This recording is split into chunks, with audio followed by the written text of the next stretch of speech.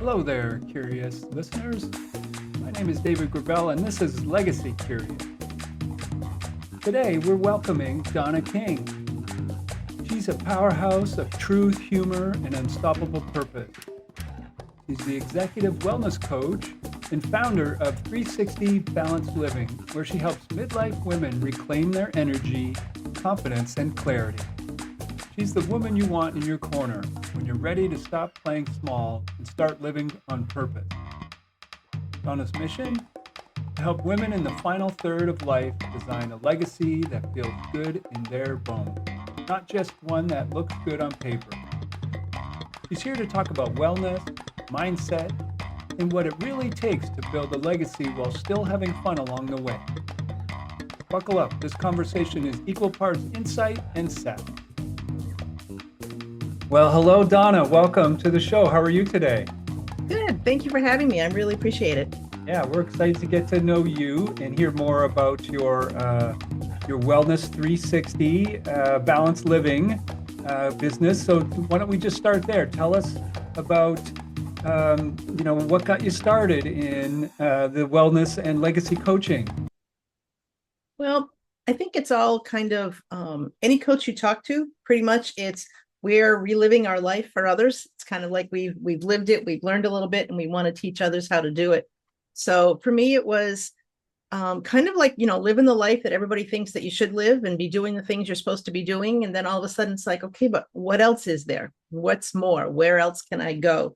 So I just wanted to start working with women and help them to figure out what they want to do in their, the last chapters of their life. I mean, once you get to the 40s, you're kind of like counting down here, and not in a bad way, because we have so much more wisdom. So That's right. I think that life experience, and also speak to my own personal self, has given me a lot more context on, how to avoid mistakes, and I know myself very well now. So, I've explored all of those avenues. So it's really changed how I live each day. And I'm on this legacy journey. So let's ask you about that. How do you define legacy, and especially for women in midlife and beyond?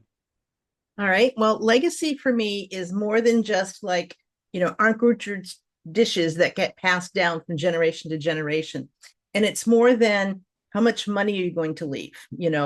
It's about who are you right now and who will remember you like in 100 years. It could be just your family, but what will they say? I mean, 100 years is only a couple generations, Right. So, what will they say about you? What do you want to be remembered for? For me, I want to be remembered so that that I helped women figure out their second part, really, how you care for themselves, how we model our courage and kindness in with others. And when you're in the last third of your life, it's your legacy is set in motion, it's not set in stone. So whatever we want to do, we can start now and figure out what it is, how we want to do it, and how we want to be remembered. Yeah, and do you have some of your own personal stories about the women in your life that you're remembering and kind of trying to pay homage to? And is there some echoes in yourself? Yeah, I think so. My grandmother was a big influence on me. We teased her all the time. My mom was one of nine, so she had quite a few children in her life, and They did back then. They sure did. Yeah. right, yeah, Yeah. and I think we lost count of grandchildren. I don't know, but I'm the oldest granddaughter. That's my claim to fame, right? Okay. Yeah. When you You're got that first on the many, scene, you right? claim anything you have, right? Yeah. And I just remember her. She would come up summer. I grew up in Massachusetts, and she ended up moving to Florida, but she would come up for summers. And there were things that, we would have this really great talks, just kind of hang out. I'd go in her room and kind of hang out with her. And one thing that she taught me from the get-go is no regrets, you know, don't have any regrets, kid. They don't do you any good. And so Okay. I really kind of lived with that. That's a big one for me. Are there things I wished I had done differently? Absolutely. Are there Sure. different choices I wish I had made? Sure. But I don't regret the things that I did and the choices I made And because I it's think just that's a healthy attitude, because that does right. make that's part of you. That makes you who you are, frankly. You may have taken a different path if you could do it over again, but the choices you made then, really inform who you are today. And Yeah, so I let's agree. talk a little bit more about, how do you help the women that you work with reconnect with their sense of purpose and legacy? Now that you're coaching them, what does that look like? Okay. Well, what I do first is we start out and we use what's called a wellness wheel, and it has 8 sections. And so I give them this tool and they fill it out on a scale of 0 to 10, where they are in the different areas, like physical health, mental health, which is like mindfulness, that kind of mental health, relationships, how their financial is, how their what else is on there? What do they do for relaxation? You know what I mean? What is their home environment like? That so they can quickly see where they have plugged themselves in. So we can see where the areas are that maybe want to do a little bit of work on. So first things we start with obviously are make sure that your health habits are good. You're getting good sleep, you're eating good food, you're moving throughout the day. I mean, exercise can be a fun thing or it can be the dirty word, so to speak. So Right. Work. I use movement. Did you move today? Did you move around? Did you do things? Because movement can be so much more than just 15 jumping jacks type of thing. You can go for a walk with a friend. You could go to a dance class. You could go out dancing with your friends or husband. I mean, it doesn't matter what it is as long as you are moving. And I am whole food plant-based certified, so I can help people with that. If you're not, that's okay. You're just going to hear from me like you did from your mom, probably the whole your life. Eat more veggies, eat more Right. fruits, eat more Right. salads. That's how I kind of come across with that. So that I want them to get intentional about all the steps that they're taking and all the decisions they're making. We flip off decisions all the time, but let's be more intentional about them. Do you want that bag of chips, or would carrots and hummus dip be a better choice for you today? It's not a right or wrong. You're making a choice and you're deciding. And that's kind of what I work with women on. Okay, and let's talk about the wellness as part of maybe even the foundation of your legacy. So, can you explain that connection between the two and why it's so important? Yeah. Well, if you think about it, it's kind of like the airplane thing. You got to put your own air mask on before you can put on anybody else's, because if you pass out, you can't help anybody else. It's the same thing. It's like if you don't have a full cup, you can't pour into others. You can't start your legacy unless you're full. So that's why we start with all those things, so that it's your spiritual wellness, your emotional wellness, your physical, emotional, and it's all tied into one, so that you have the energy and the clarity to do the best work that you can, so that everything you want to do in this chapter has meaning, and it just reflects who you are, makes you more authentic. Yeah. Okay. So, what would some of the common blocks that would hold women back from creating the Mm. legacy that they're proud of? Yeah, scarily, they're very simple, but unfortunately, we get these pushed on us a lot. Is the big one is I'm too late. I should have done this 30 years ago. Guess what?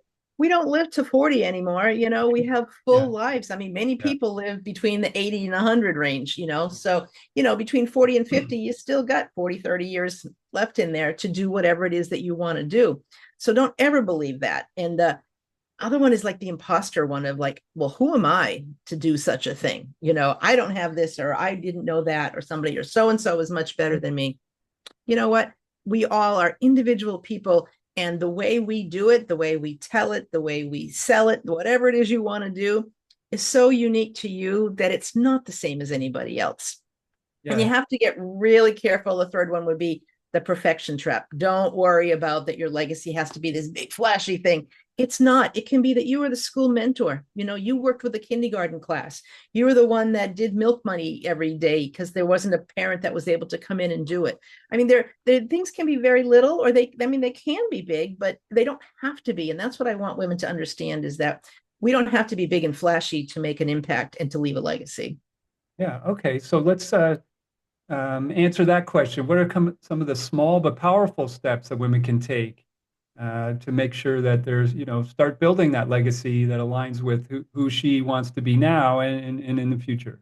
Mm-hmm. First, you just want to remember that you are on time. So it's your expansion time. You want to remember that you've earned the wisdom, the perspective, the strength, and that the younger version of you just didn't have. So you want to put that into play too. And then you really want to start treating your body like it's on your side, not that it's like the enemy, it's not it's not like you have to do an all or nothing type thing, but you do have to take care of yourself. You have to take care of your mind, body, spirit, whatever that means to you, but it has to be good. And if you're doing good in those three areas, then you can start your dreams all over again. You can just kind of go on and just do it. Even if it's just like this messy path, you're still good. Yeah. So how would someone get started? Like, is it just connecting with you, visiting your website at 360balanceliving.com? Where does that journey begin? Sure. Well, the first thing, like I said, if somebody wants to work with me, the first thing I do is give them the wellness wheel. That is the biggest tool for them to use. And then we could work on coaching. It could be, it could be a workshop that I held, or it could be, coaching plans, whatever works for them. Because I really want people to understand that my mission, and it's not a tagline, it is a mission, is for all women to feel good in their own skin. That is like the most important thing for me. So, if there was some last things to say, I guess would be that something that they can do on a day to day would be to, first one is write down what impact you want to have, not what you think you should do, but what do you want to do? Start your self-care practice that you'll actually keep up. If you're going to say, oh, I'm going to start running marathons and I'm going to start this week and did it. Some people may, but most people are not going to do it that way, Sure. but if I'm going to walk a half hour 3 times a week, that Yeah. you could probably do, You want to make it realistic and ambitious. Yeah, you Yes, want to find that yes, balance, I would think. Yeah. absolutely. Yes. Sure. And because if you're not going to keep up with it and you're not consistent, it's not going to become a habit and it's not Sure. going to help you in any way. Right. And the last thing I think is to find your people. Legacy isn't built in isolation. You have to find the people that you can communicate with, whether it's family, friends, church, your spiritual center, whatever it is, you got to go find your people.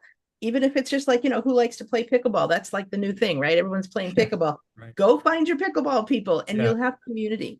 Community is so important. And I think that's a key message, because that is really how you can live on beyond yourself, is through those stories that others tell about their time with you and their experience with you, and their impression of you. And so that gets us to the $1 million question around here for you, Donna, is what do you personally hope to leave behind as your legacy? What would be your Mm. what would be your want to be remembered for? I would love to be remembered that I was able to accomplish my mission, is to help women feel strong, feel balanced, and in control of their final third of their life. I mean, this is the time when we are, you're moving into retirement, maybe you're stopping the child rearing years, things like that. And it's like, what else do you want? Do you want to travel? Do you want to do all these things? And you need a good inner working to get there. So I really hope that my legacy is, to help these women, but it also has a ripple effect. So if I help this woman, well, then she's going to be in good standing. But you know what? All of her sphere of influence, all the people around her are going to realize that, oh, look at the way she holds herself. Look at the way she makes decisions. And that will rub off. And it will really create a huge ripple effect. And it could go worldwide. Sure. And I think that's part of what I'm trying to tell other women too is, I have big dreams for myself. You can have big dreams. So just leave you one little quick story is this woman she was a dancer when she was growing up, right? She thought she would go into Broadway and do the whole dancing thing. And then she went to college, got married, had kids, loved her life, loved being a mom, loved being a wife, homemaker, all this kind of things. But then her kids get into like junior high school age, and they don't need you as much anymore. The most they want is like a Venmo for, mom, Venmo me the money for pizza. I want to go to the Or movies or chauffeur whatever you. it is. Sure. Yeah. Right? They're Yeah. over you, right? Yeah. And they're doing exactly what they're supposed to do. They're learning to be independent, and that's great. But as moms, it's kind of like, okay, now what? Nobody needs me. I don't want to just go sit in the corner and wait for Venmo money and, once or Yeah. twice a day. So we talked about it and we looked at what she wanted to do and what she didn't want to do. And we looked at kind of like what some of her old dreams were. And that one about the dancer came up. And so we're like, okay, well, probably at this point, you're not going to be a Broadway dancer, maybe, but more than likely not, you know. So we had her kind of look into different ways where she could kind of get back that dream, you know, get back the feeling, because that's really what we all want, is to recapture a feeling or find a feeling, you know. So she went to her local dance studio, found a couple of classes she could take. So she started taking the classes, and just the joy of movement and putting her body in the positions again. And she lost weight because of it, you know. She got her dancer body back. She had a purpose.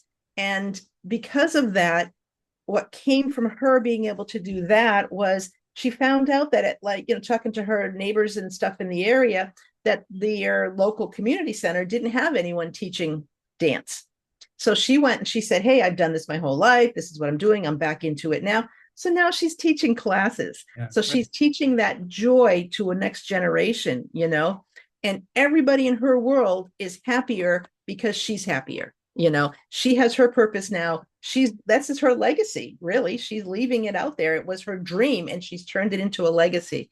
And it's so awesome. I'm just so impressed. I really feel like we're kindred spirits, because that's the mission I'm on too, Donna, is just to help others express themselves through their legacy and help them reach the goals that they're striving towards and be remembered for the reasons they want to be remembered. You know, there's going to be some that we necessarily don't want to be remembered for, if we're a little, embarrassed about some things. But for the most part, you know, I get so much joy from the same thing. So let's end our conversation with the best way for people to contact you and to get started working with you. What would that be? Okay, first thing would be that they can just jump on my website, which is 360balancedliving.com. And you read down there, and there's a way to connect, get on my calendar, and you can find a time for us to talk. You can also reach me by email, which would be donna.king@360balancedliving.com. And I'm obviously on LinkedIn and Facebook, so you can find me there too. But I would love to talk to anybody. And I want women to stop apologizing for taking up space and to build lives that fit them and not the other way around. All right. Well, thanks so much for joining us, Donna. I'll just tell our audience that you live in Hawaii, so we can we can all just be, closing our eyes and thinking of what a wonderful life you must live there. And so when you're reaching out to Donna, just remember she's going to be more than likely in a different time zone than you. So appreciate the fact that it'll probably be a while if you're up early on the East Coast before you hear back from her. So thanks again for joining us, Donna, and thanks again for the work you're doing. I can tell that it's valuable, and I'm going to thank the people that you've helped on their behalf. Thank you so much. I appreciate the time. Thanks to Donna King from 360 Balanced Living for joining us today. You can visit her website at 360balancedliving.com. As always, if you or someone you know would like help securing their legacy, reach out to us at legacycurious@gmail.com. Everyone has a story. Let's make sure yours is heard and remembered. I'm your host, David Gravelle, and we'll see you next time.